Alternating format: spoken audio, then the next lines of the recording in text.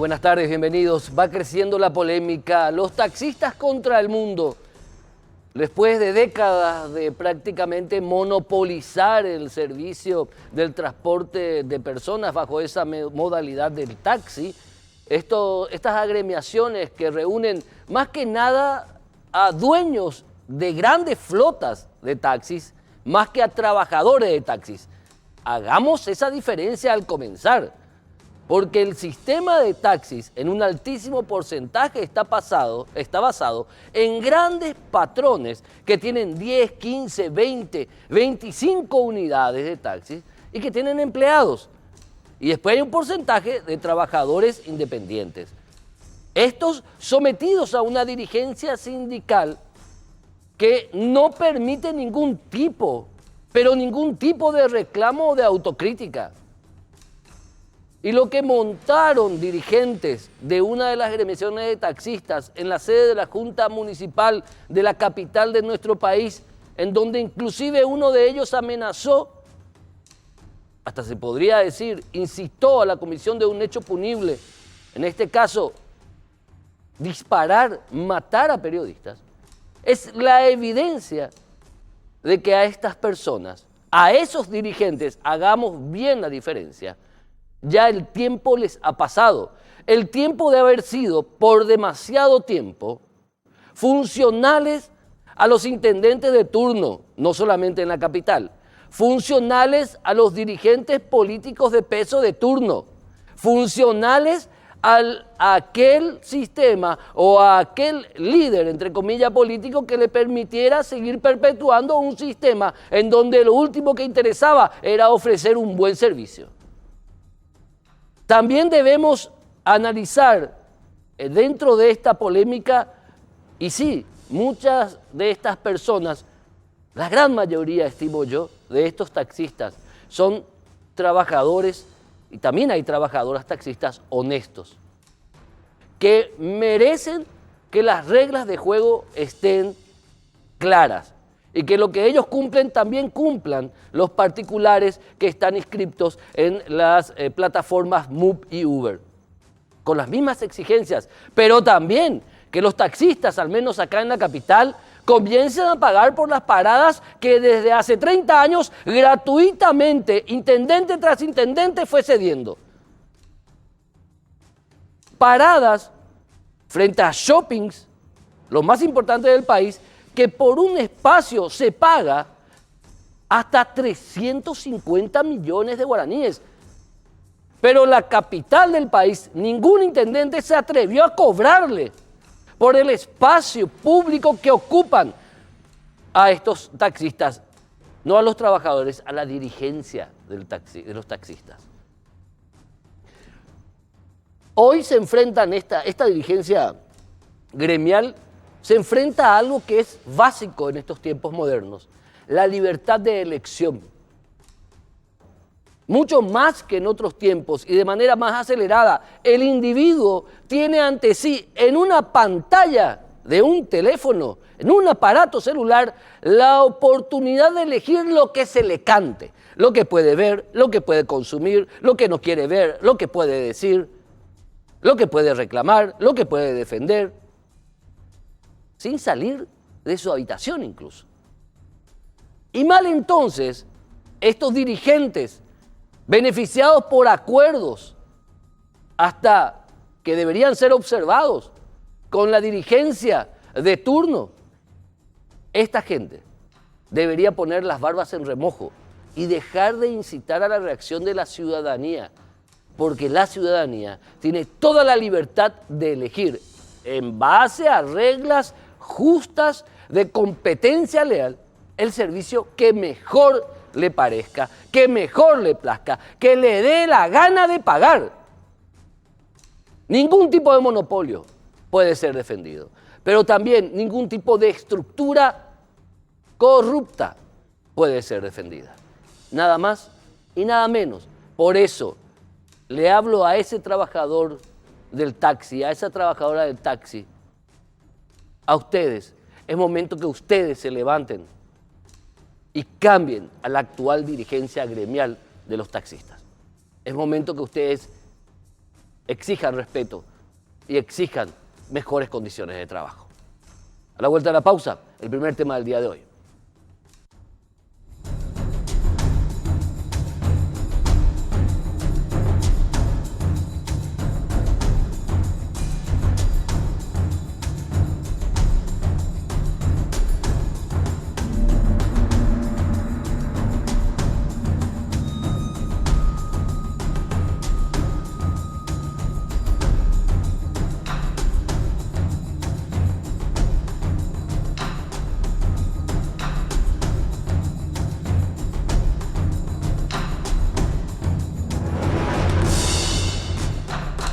Va avanzando en el Poder Legislativo el estudio del proyecto de ley que moderniza por un lado, pero principalmente impermeabiliza al jurado de enjuiciamiento de magistrados realmente de una práctica que tiene que ver con el manejo de la justicia por parte de intereses políticos sectarios. Hoy nos acompaña, por un lado, el proyectista de esta iniciativa de ley, y también el dirigente de uno de los grupos gremiales que está apoyando también a este proyecto de ley. El querido profesor, doctor Florentino López Cáceres, muchísimas gracias por estar con nosotros, bienvenido. Gracias. Gracias a vos. Y el doctor Julio Godoy, dirigente de Convergencia, que es uno de los gremios que está apoyando fuertemente también a esta iniciativa. Doctor Julio Godoy, gracias por estar con nosotros, bienvenido. Muchas gracias por la invitación, Héctor. Viniste, discúlpame que te tutee, por favor, sí, profesor. Viniste varias veces, pero es insistente que sigas viniendo para que la gente vaya entendiendo cuál es el motivo central de este proyecto de ley. Sí. ¿Me da la palabra? Por favor, doctor. En primer lugar, este proyecto que he elaborado está en un librito que se publicó. Fue asumido por el Frente Guazú. El Frente Guazú presentó este como proyecto.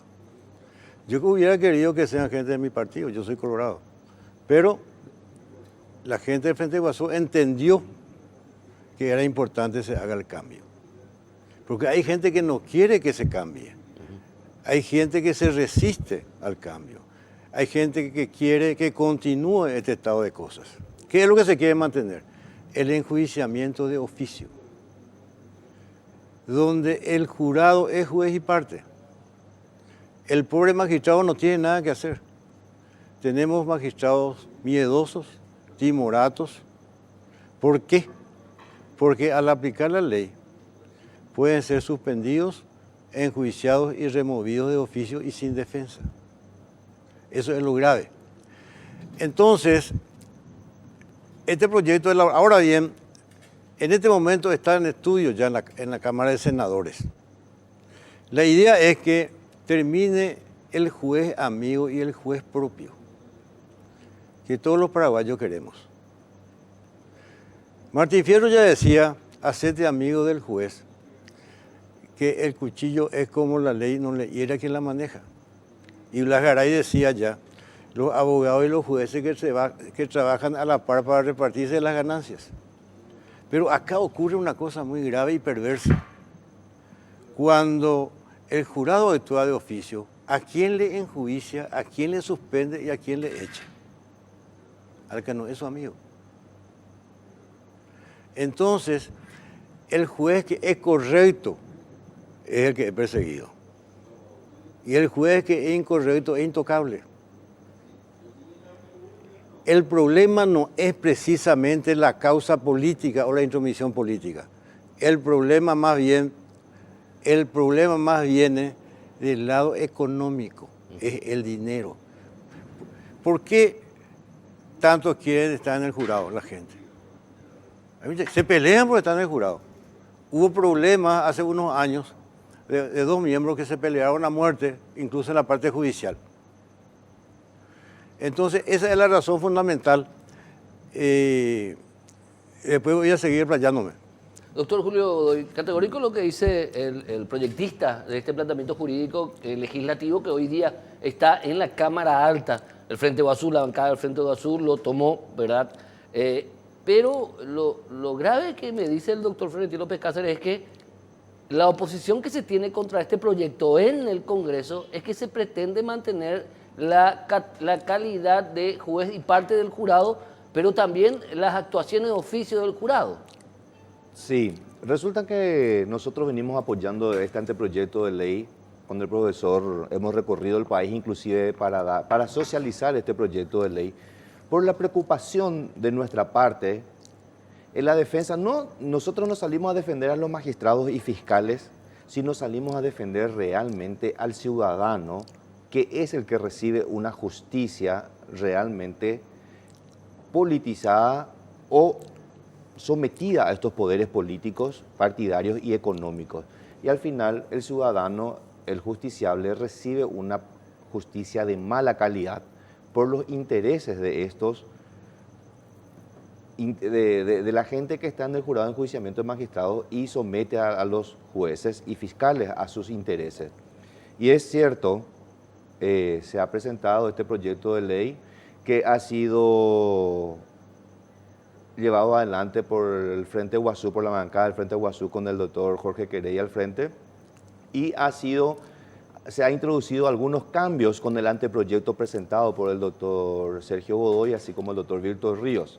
Y hoy, antes de que se trate, se presenta un nuevo anteproyecto de ley de parte de un joven abogado, Hulteman, que es del Poder Ejecutivo, al solo efecto de entorpecer el estudio de un anteproyecto bastante avanzado.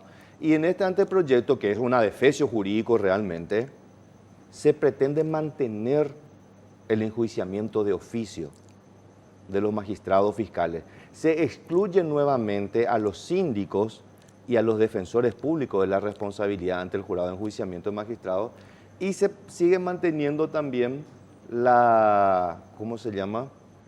El apercibimiento. El apercibimiento, que es una sanción que no está prevista en nuestra Constitución Nacional. Así también prevé en su anteproyecto de ley la casación de la resolución del jurado. Y esto es incompatible con la Constitución Nacional, que solamente prevé una acción de inconstitucionalidad porque las resoluciones del jurado de enjuiciamiento de magistrados no son resoluciones jurídicas, básicamente. No son. Son resoluciones políticas. Y la única facultad que la Constitución le confiere al jurado de enjuiciamiento es la de la remoción o la absolución del magistrado. Pero ellos mantienen el apercibimiento a manera de seguir sometiendo a magistrados y fiscales. Pero ¿quién presentó ese proyecto de ley? ¿Un Hulteman? Hernán Hulteman es el nombre. ¿De quién presentó el proyecto de ley? Entendemos que es un proyecto que vino del Ejecutivo a manera de poner una traba al estudio de un anteproyecto de ley que ya estaba bastante avanzado y que ya estaba para ser tratado inclusive el jueves anterior. ¿Y por esto no se trató? Y por esto no se trató. Entonces, entendemos que la clase partidaria o afectada, la política partidaria o la clase afectada por este anteproyecto de ley, mandan preparar este proyecto a su medida. Ni siquiera sabemos cuál es el motivo. Lo único que nos queda sospechar es de que a los efectos de no tratarse este nuevo proyecto de ley. Voy a tratar de hablar en el programa, obviamente, con este abogado, Herman Hulteman. Voy a ver qué me dice al respecto, pero ¿le sorprende este tipo de cuestiones, doctor Florentino López Cáceres, con sus años de pedir una justicia realmente independiente? Bueno, quería aclarar antes que uno es el proyecto que yo elaboré. Sí. Tomó Frente Guazú. También lo presentó el senador Ríos. Un proyecto bastante interesante, coincidimos en muchas cosas, solamente en el órgano acusador no coincidimos. Sin embargo, se unificó eso en un solo proyecto. Y eso es lo que nosotros queremos que se apruebe. Realmente uno no puede pensar salir solo con la idea de uno. Y hay que aceptar las disidencias. Y una ley no puede salir perfecta, como uno quiere. Pero de cualquier manera, lo más importante que va a institucionalizar la República, como proclamaba el actual presidente de su campaña, y me decía, nosotros vamos a hacer esto, vamos a transformar la República, vamos a independizar la justicia. Y yo le decía que estábamos haciendo este proyecto. Pero ¿qué pasa? Ahora viene del lado del Ejecutivo un proyecto totalmente contrario, totalmente contrario para transformar el país. Hulteman es del Ejecutivo. Es un secretario del Poder Ejecutivo. Es un secretario ahí, no sé, asesor creo que es. Bueno, entonces, ese es el grave problema. ¿Qué pasa? Se desconoce la naturaleza del jurado. El jurado no es un órgano sancionador, no aplica penas. Acá se aplica una sanción administrativa, que no es competencia del jurado. Todas las resoluciones o sentencias dictadas en ese sentido son nulas. ¿Y para qué se hace eso? Para salvar a los amigos. ¿Y eso tiene alguna aplicación? ¿Tiene alguna aplicación? Entonces, ¿para qué está el jurado, doctor? El jurado hoy, así como está con esta ley, únicamente está para someter a la justicia, someter a los magistrados. ¿Por qué? ¿Qué pasa cuando entra en un conflicto de intereses económicos donde el representante o amigo de los representantes del jurado le amenaza al juez con enjuiciarle, ¿verdad? Y en el caso, ya abre un expediente porque ellos tienen la oficiosidad, abren un expediente contra ellos y lo tienen sometido hasta tanto salga una resolución. Y la amenaza, o en el caso de cometer mal desempeño en sus funciones, y como es amigo, para no sacarle del cargo de magistrado, lo apercibe. Cuando que no es función del jurado de enjuiciamiento aplicar este tipo de sanciones. No existe. No existe. No debería. En la Constitución Nacional no le permite. El apercibimiento no existe. No existe. En su ley, en la ley del jurado existe el apercibimiento. Por eso nosotros estamos tratando en este anteproyecto, se elimina esa sanción, porque es una sanción administrativa que es facultad de la Corte Suprema de Justicia. Ahora, ¿por qué decís, doctor Florentín López Cáceres, por qué decís que el jurado, repetime esa última frase, no es un órgano sancionador? Sí, te voy a explicar. El jurado de enjuiciamiento de magistrados nace en la Argentina, en la República Argentina. No hay en ningún otro país, no funciona esta institución. Y en la Constitución del 92 fue Evelio Fernández que trajo, que fue presidente del Congreso. Él fue el que planteó la incorporación del jurado. Al lado de, Paciello habló del Consejo de la Magistratura y el otro habló de esto, ¿verdad? Y se incorporó. ¿Qué pasa? El jurado, de acuerdo a la doctrina y la jurisprudencia argentina, es un juicio político. Es un juicio político. El jurado, cuando dicta su resolución, saca la mala hierba, saca a los malos jueces, le destituye, ¿verdad? No le está sancionando, está salvaguardando el bien andar de la justicia, para que la justicia marche bien. Y también cuando no hay mal desempeño o no existe un delito comprobado, entonces se lo absuelve. Pero en ningún caso se le puede apercibir porque la Constitución no le da competencia al jurado a dictar esa resolución. No existe. Entonces es inconstitucional todo lo que hacen. El apercibimiento no existe. En la ley está, pero, en la ley está. Pero es inconstitucional. Ok. Doctor Julio Godoy, me preocupa, digamos, el cariz que va tomando este debate en el Poder Legislativo, porque al parecer hay un sector de la clase política, de todos los, para atravesar a los partidos políticos, que dicen, no, este sistema nos conviene para seguir sometiendo a la justicia. Totalmente, Héctor, y es por eso que nosotros estamos trabajando y estamos haciendo el lobby correspondiente a manera de socializar este proyecto de ley con la mayor cantidad posible de senadores para que lo traten y para que vean la necesidad de aprobar la modificación de la ley del jurado de enjuiciamiento de magistrados y liberar a estos a manera de que puedan administrar justicia realmente los jueces y que los fiscales realicen las investigaciones de manera objetiva. Porque ¿qué pasa hoy?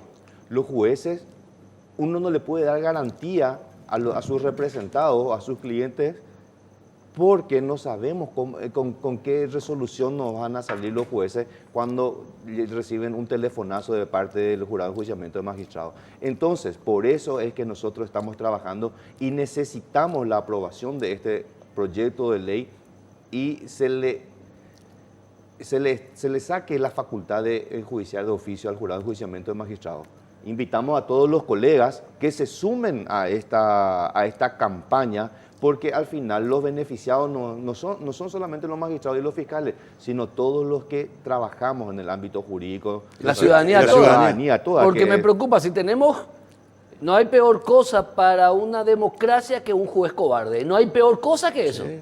No existe. Totalmente. Cuando digo juez, es juez, fiscal, camarista, ministro de corte, defensor público, lo que sea. Cuando hay un magistrado que tiene miedo de firmar por las consecuencias, Por ende, no tiene garantía. La ciudadanía no tiene ninguna garantía, doctor Florentino López Cáceres. Correcto. Es más, quería sumar un poquito algo muy importante. Se hace un camuflaje. Se hace un camuflaje. Aparentemente en este proyecto que se presentó hace unos días, no hay enjuiciamiento de oficio. Sin embargo, cualquier persona puede denunciar. ¿Qué sería? ¿Ante quién? Ante el jurado. Sería Entonces el jurado va a elegir, este le en juicio, este no. Va a ser lo mismo. Es más perverso. ¿Y cómo debería ser? ¿Cuál es el mecanismo? La acusación. Puede acusar el litigante, el afectado, el abogado afectado, y también, de acuerdo a la unificación que se hizo, creo que quedó como órgano acusador en la Defensoría del Pueblo. Yo quería que sea el Consejo de la Magistratura. La Defensoría del Pueblo como órgano acusado como de órgano. los fiscales. No, de los jueces. De los jueces, de todos. Sí, todo. te explico ahí, Héctor. Esa es, ya le veo a Miguel Godoy en estos 2 años y medio. No, ya Sí. sé, Ya pero, lo veo. pero eso es casos muy especiales, ¿no? Sí, porque Lo que pasa es que en el anteproyecto de ley que nosotros habíamos presentado con el doctor, con el profesor, se establecía que podrían ser acusadores los afectados, los particulares afectados, los abogados de estos particulares afectados, o en caso de que haya una denuncia, no, sea a través del Consejo de la Magistratura, que el Consejo de la Magistratura evalúe los méritos de la denuncia y en caso de existir motivos, sí. acusa ante el jurado. El Consejo se convierte en el órgano acusador. el órgano acusador. Claro, que es naturalmente como nosotros pensamos que debe ser. Es que ¿verdad? en la Constitución argentina, por ejemplo, Sí, así es. el Consejo de la Magistratura es Consejo de la Magistratura y Jurado de Enjuiciamiento de Magistrados, en uno. En uno, tiene esa función. El Consejo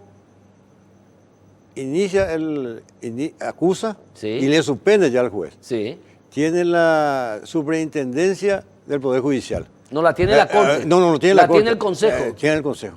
Es muy diferente. Totalmente. Doctor Florentino López Cáceres, muchísimas gracias, señor, por venir. Gracias. El debate continúa. Doctor Julio Godoy, algo más, por favor, que agregar. Vuelvo a repetir, insto a todos los colegios de abogados que se sumen a esta iniciativa, a esta campaña, que levanten su voz de protesta y que se haga saber a la ciudadanía y a todos los abogados particulares de que esta es una ley importante para la institucionalización de la República.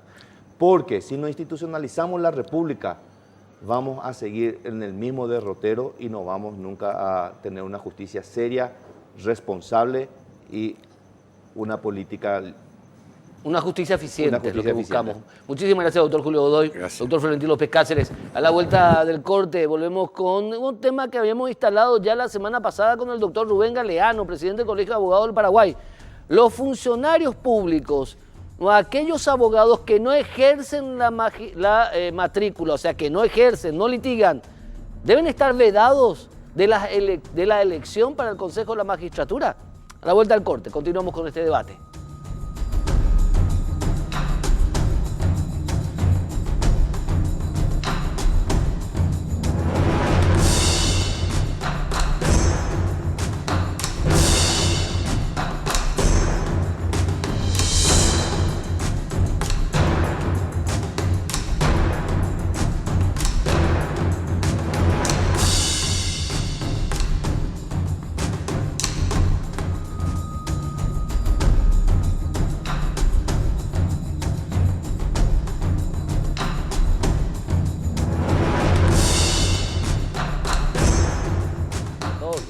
Totalmente. Bueno, volvemos. Nos acompañan por un lado la distinguida abogada y analista también, Liliana Boxia, del Movimiento Pro Justicia, Movimiento de Abogados Pro Justicia. Señora, muchas gracias por estar con nosotros. Bienvenida. Muchas gracias por la invitación. También el distinguido joven líder Jorge Bogarín del Movimiento Es Nuestro Momento. Vos ya sos candidato al Consejo de la Magistratura en las próximas elecciones de nosotros los abogados por el Movimiento Es Nuestro Momento. Y la doctora está pensando todavía si es que es o no candidata. Nosotros tenemos otras prioridades antes de hablar de candidaturas. Bueno, está planteado el tema. El doctor Rubén Galeano, presidente del Colegio de Abogados del Paraguay, explicaba en el programa anterior de que presentaron este este pedido a la Corte para que los abogados que no ejercen la matrícula no puedan votar en las elecciones para el Consejo de la Magistratura. Doctora, voy a comenzar por favor, Jorge, con la dama, si me permitís. Claro, doctora, ¿cuál es tu visión al respecto de ese planteamiento? Bueno, desde el Movimiento Pro Justicia, esta es una bandera que la venimos llevando desde hace 3 o 4 elecciones ya, que nunca fueron escuchadas, ¿verdad? Celebro que el Colegio de Abogados haya tenido esta posibilidad de presentar y que esté batallando realmente para que la Corte pueda organizar de verdad una elección del Consejo de la Magistratura para que nosotros los abogados nos sintamos representados. Porque hasta el momento, con toda la experiencia que tenemos, los abogados que litigamos, los que estamos en los pasillos, no estamos representados por los miembros del Consejo de la Magistratura. Porque creemos que son electos por otros abogados que no tienen la misma realidad que nosotros. Que no ejercen la matrícula. Que no ejercen y no tienen la misma realidad. Es muy diferente ser abogado en libre ejercicio de la profesión, vivir del derecho, abogado, pasillero, que yo no sé si es despectivo o no ese término, pero lo usamos. No, pasillo, tribunalicio. Pasillo, el que batalla el pasillo es muy diferente a ser un funcionario que está del otro lado del mostrador, o de un defensor que tiene un salario fijo, o de un fiscal o un asistente fiscal. Son roles totalmente diferentes, ¿verdad? Entonces, creemos que el espíritu de la ley, cuando dice un abogado de la matrícula electo por sus pares, es un abogado pasillero que día a día litiga en los tribunales del país. Perfecto. Doctor Jorge Bogarín, ¿cuál es tu postura al respecto? Sí, muchísimas gracias, Héctor, por permitirme estar acá en tu programa y por sobre todo compartir un poco la mesa con una cara amiga a mis sentimientos. Estoy también hablando mucho con la doctora, tuvimos el placer. Eso es la ventaja que tiene nuestro gremio, que a través de las actividades gremiales conocemos a fabulosas personas como la doctora, bastante criteriosa y por sobre todo famosa, porque tuviste varios casos muy famosos. No. Pero sí, lastimosamente ahora mismo diciendo un chiquitito con la doctora, pero por sobre todas las cosas, yo soy, en mi carácter de funcionario público, defiendo lo que dice el artículo 262 de la Constitución Nacional que mencionó la doctora, el inciso 4, que habla exclusivamente de abogados a la matrícula. Entonces, hacer esa interpretación es lo que nosotros consideramos precisa y yo creo que ahora está a instancias de la Corte. Ciertamente nosotros hicimos un comunicado, doctora, y también a la teleaudiencia, donde manifestamos nuestro punto de vista en consideración de lo que se trató en el 92. Todo lo que dijeron nuestros constituyentes, y específicamente el debate se centró entre si se iba a elegir 1 o 2 colegas del fuero y quién los iba a elegir. Inclusive se mencionó que el Colegio de Abogados del Paraguay iba a tener esa posibilidad, pero al final resultó siendo electos por libres. Su parte a nivel general. Nosotros siempre somos el criterio de que la elección de ese representante sea lo más democráticamente posible y sí también conforme a lo que dijo la doctora de que los actuales representantes del gremio no son los que responden a los intereses del abogado pasillero y hoy en día también el Colegio de Abogados hace un nuevo término, abogado ejerciente o algo por el estilo también dice, es que si nosotros podemos colaborar, doctora, y trabajar juntos, usted sabe que nosotros vamos a dignificar un poco eso. Jorge, discúlpame, la doctora fue bien clara, la doctora dijo, para nosotros está bien, para ustedes... Porque vamos a hablar... Con relación a lo que presentó el Colegio de Abogados del Paraguay. Sí. ¿Acompañan ustedes o no? No, nosotros no acompañamos, rechazamos rotundamente bajo la idea de nuestra interpretación donde nos vamos a los antecedentes. En el 92, los constituyentes solamente mencionaron la idea de si era 1 o 2 representantes, pero su idea principal, el sentido de ese artículo es que todos participen. La clave está, doctora Boxia, doctor Jorge Bogarín, en abogados de la matrícula. Y le pregunté a Rubén Galeano vez pasada, o sea, la clave está en quién es abogado de la matrícula.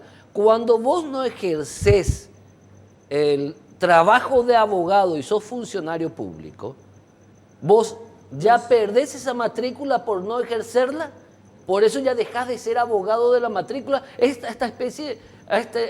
hasta una pregunta parece tonta, doctora Boxia. Pero desde el momento en que tu trabajo en el que te dedicas no te permite ejercer la profesión, entonces dejas de tener la matrícula habilitada.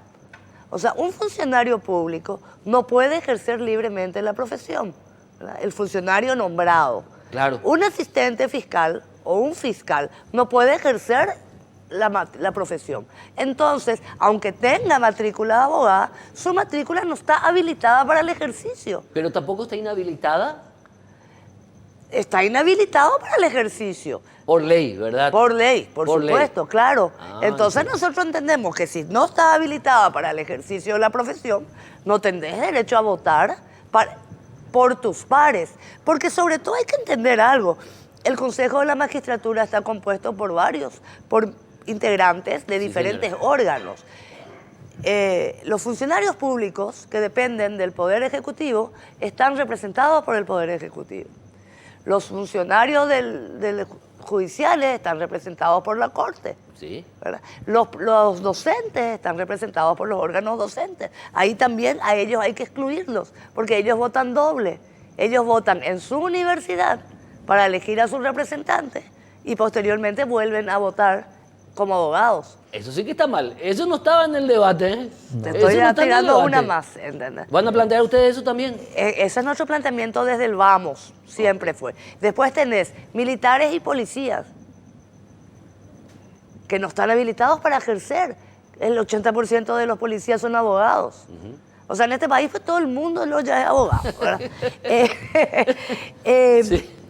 Entonces, creo que hay que sacar realmente para qué fue hecha esa cláusula, es de la ley. Esa ¿verdad? frasecita. Esa frasecita Abogado ley. de la matrícula. ¿Qué querían en el 92 los constituyentes? Sí. Querían que los abogados que ejerzan tengan un representante. Esa es la interpretación. Claro, la Corte está representada, el Ejecutivo está representado, las universidades están representadas.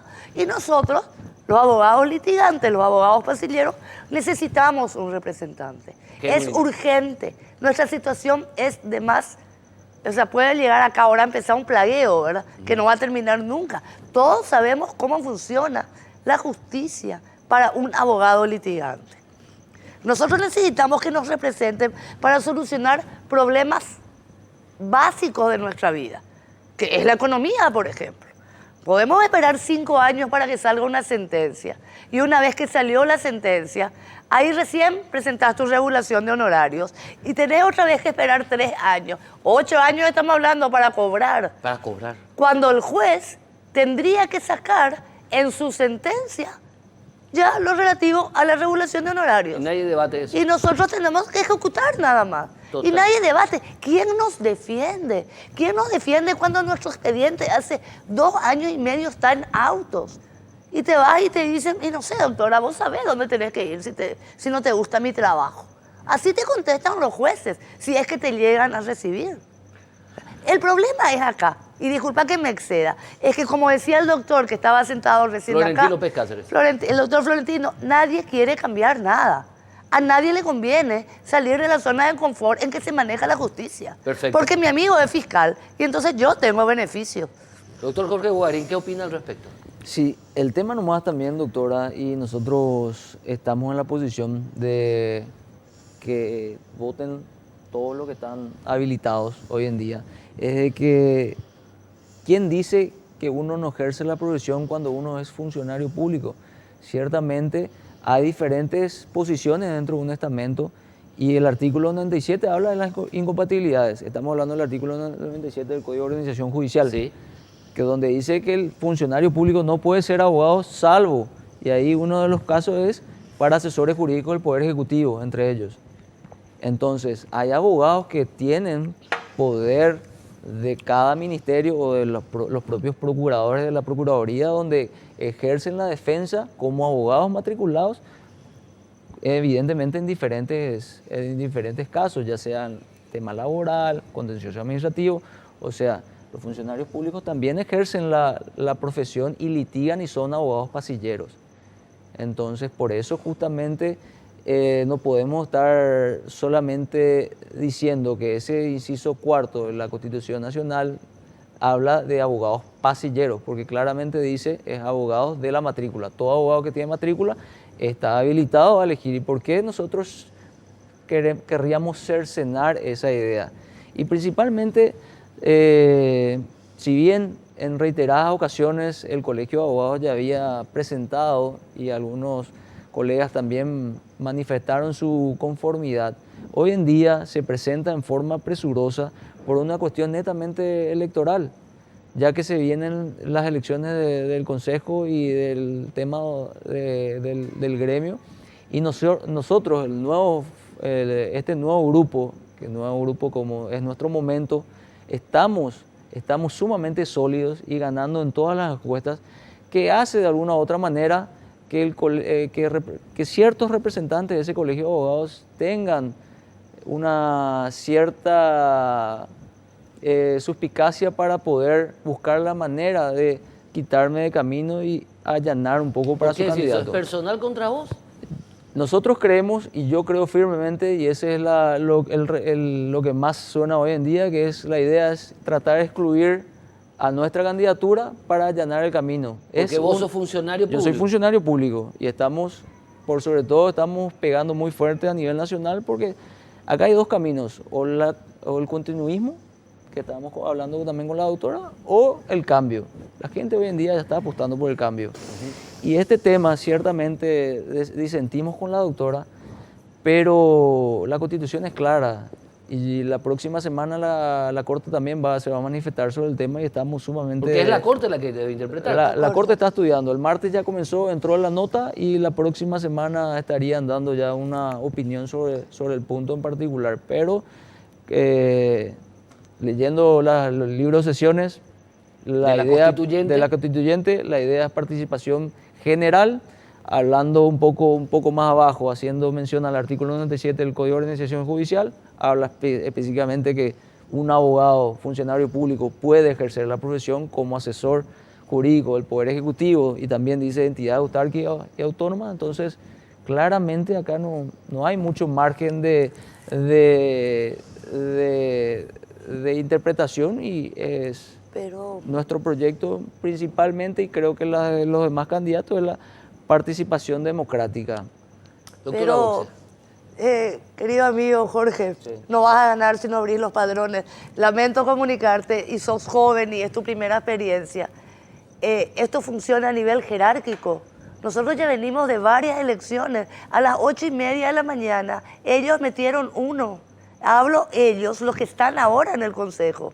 Porque esos jueces, esos fiscales, esos defensores que vienen a votar en fila a las 9 de la mañana con una directriz, un voto que está obligado, un voto que te dice te puedes quedar sin trabajo, o yo te nombré, me tenés que votar a mí. Nada va a cambiar si no abrimos estos padrones, porque ellos son mayoría y a las 9 de la mañana te meten ya uno y dos nomás entran. No les da lugar, y a vos te conviene muchísimo más trabajar con los abogados de tu generación, con los miles de abogados que están tratando de salir adelante en este país, que en esta gente que está en el poder. Ellos están, y ellos van a seguir eligiendo a fiscales, a jueces, y esos son los fiscales y los asistentes de los fiscales y los empleados judiciales los que le van a seguir votando a ellos por orden del patrón, y vamos a tener esta gente por el resto de nuestra vida en el Consejo. Acá hay que patear el tablero si queremos realmente cambiar la justicia. Si hablamos de cambiar la justicia. Porque si queremos nomás llegar ahí para hacer lo mismo de lo que se está haciendo, entonces no vale ni la pena hablar. Por eso cuando me preguntas si yo soy candidata, yo no quiero ser candidata para entrar este juego perverso de quién tiene más plata y quién tiene más poder y quién organiza más partidos de fútbol. Porque así se manejan y se compran los votos de los abogados.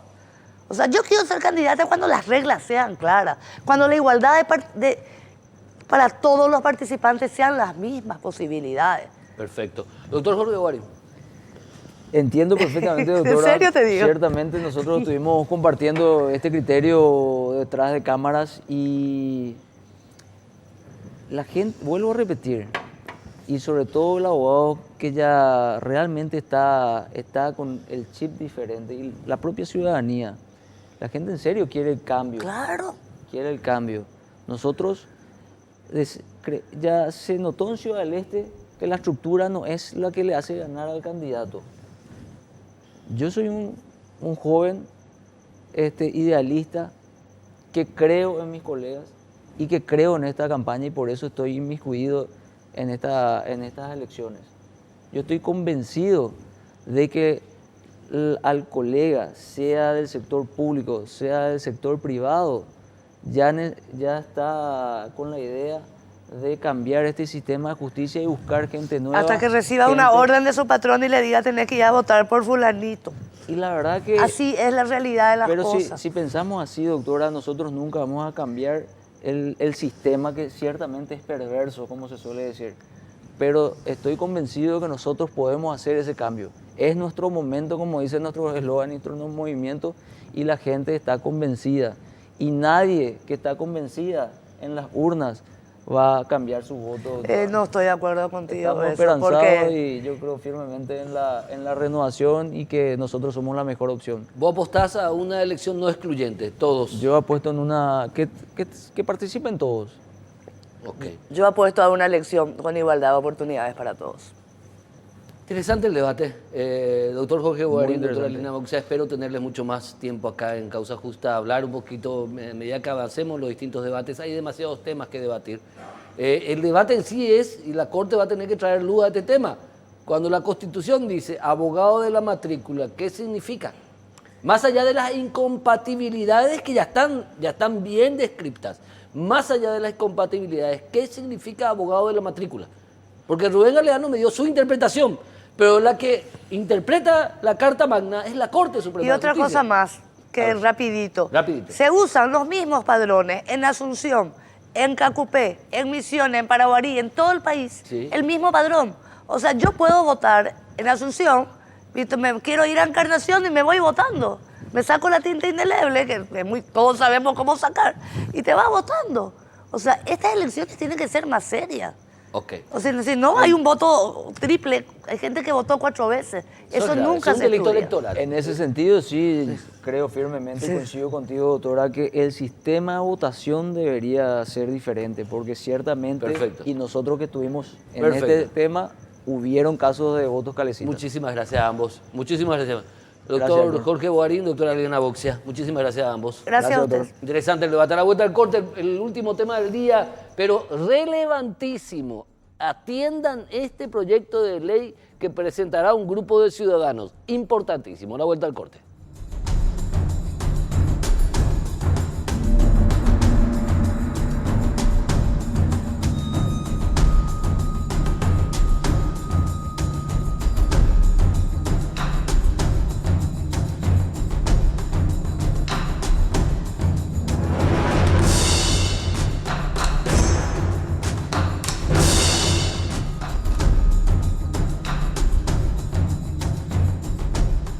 Un grupo de ciudadanos y ciudadanas, muchos de ellos, integrantes de este grupo abogados del foro, van a presentar un proyecto de ley que tiene que ver sobre una herramienta crediticia que lastimosamente en la práctica se ha convertido en un arma de asalto, el pagaré. Doctor Diego Lanzac, bienvenido. Gracias por estar con nosotros.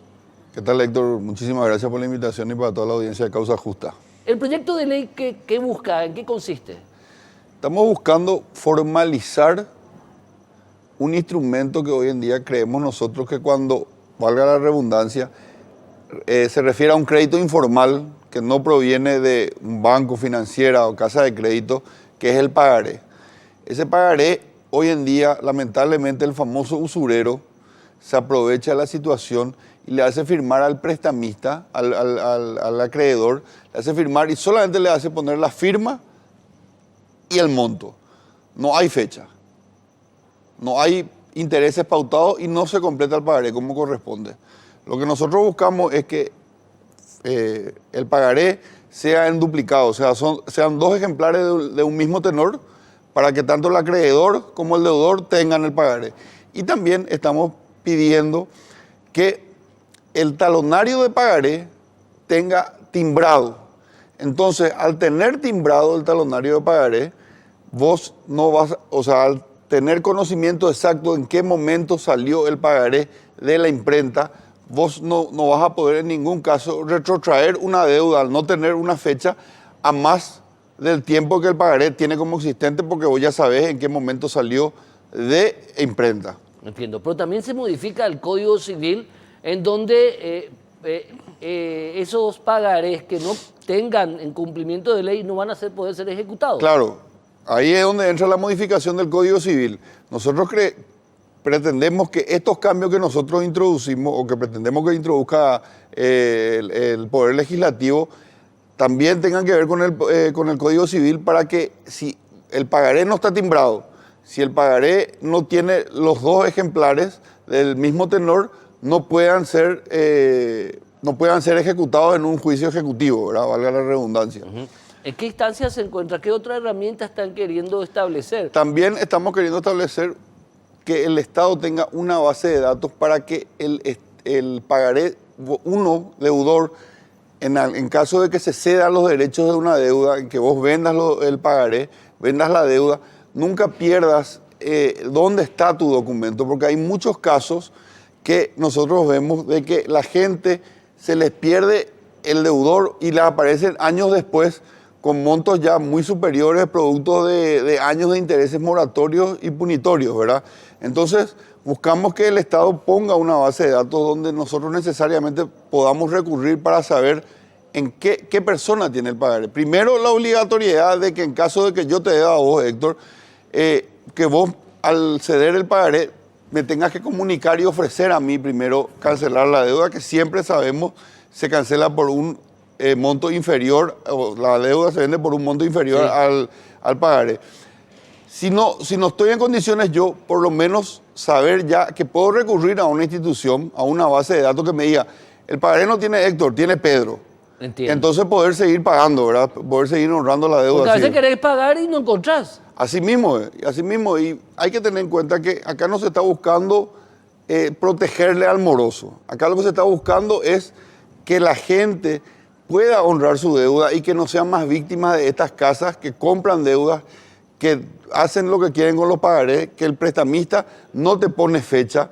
Entonces, cuando no puede demandarte y no te puede cobrar el interés que está por encima del legal, retrotraen las deudas 3 o 4 años atrás para ganar lo que perdió en el interés pautado, que es más del legal, en años de intereses moratorios y punitorios. Que es una práctica deshonesta, ilegal. Pero muy común. Y muy común. Pero muy común. Porque Es el los pan de día a pagarés- día en los mercados. Finalmente, esto es un proyecto que nosotros creemos que le va a beneficiar a mucha gente humilde que lamentablemente no tiene acceso a entrar al circuito financiero, pero que con esto van a poder por lo menos protegerle un poquitito más, que es nuestra intención, ¿verdad? Obviamente comenzamos hoy, pero vamos a seguir insistiendo en este proyecto de ley porque lo consideramos importante por el daño que ha causado la utilización indiscriminada del pagaré como un arma de asalto. ¿En qué instancia está ahora, doctor, para cerrar? Y nosotros creemos que para fin de mes estaríamos presentando, porque es muy interesante el feedback que tenemos en redes sociales,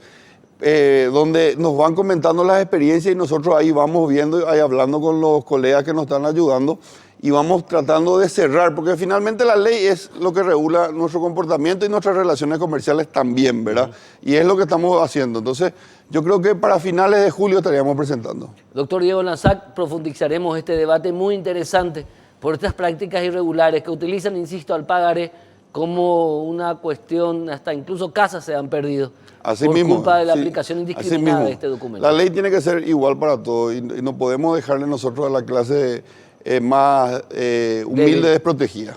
Doctor Diego Lanzac, muchísimas gracias. Muchísimas gracias por la invitación. Interesantísimo este proyecto de ley que a finales de julio se va a presentar. Nosotros vamos a profundizar el debate con este grupo de profesionales que están interesados en proteger, como decía el doctor Diego Lanzac, a los más humildes de prácticas deshonestas, lo que no significa proteger al moroso que no quiere pagar su cuenta. Esa es otra historia. Este proyecto de ley, según lo presentan, no defiende eso. Gracias, doctor Diego Lanzac, Muchas gracias. nuevamente. Nos vemos el próximo domingo. Tengan un excelente resto de jornada. Chao.